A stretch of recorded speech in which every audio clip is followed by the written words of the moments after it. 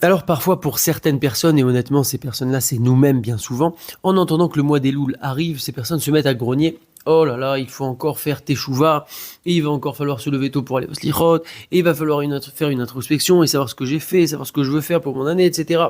Eh bien il est tellement dommage d'avoir une telle réaction. La première pensée qu'on devrait avoir à l'esprit, ça doit être de la reconnaissance. Merci à Kadosh Baruch Hu pour ce mois extraordinaire. Merci de me donner la possibilité de me racheter, de me faire pardonner, de me donner les moyens de redresser mes voies, mes chemins, de savoir ce que j'ai fait, d'analyser ce que j'ai fait pour faire encore mieux pour une nouvelle excellente année, Be'ezrat Hashem, etc. On doit remercier à Kadosh Baruch Hu et ça passe donc par les slichot qui sont une partie essentielle de notre teshuva. Il faut arrêter de croire au passage que les slichot ce sont pour les religieux. Il n'y a pas de religieux par religieux. On est tous des juifs, on doit tous aller aux slichot. Bien souvent, ce qui se passe, c'est qu'on se réveille 3 jours avant Rosh Hashanah.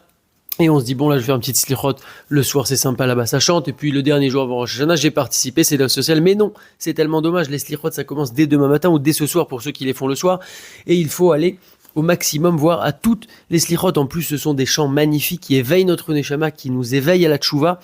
Et donc, ne pas rater ça, mais plutôt se bagarrer pour faire encore mieux, voire beaucoup mieux que les autres années.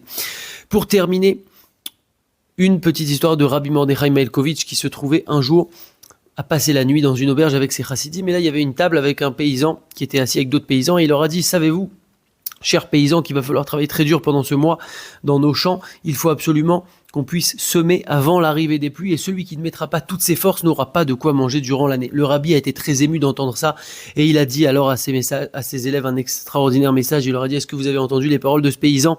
Eh bien, il en est de même dans le domaine de la spiritualité pour nous. Celui qui ne s'investit pas durant ce mois des Louls, parce qu'on était en plein mois des Louls au moment de cette histoire, celui qui ne s'investit pas le ressentira durant toute l'année. C'est donc maintenant qu'il faut investir, qu'il faut semer. Bon courage pour les slichot. Chazak!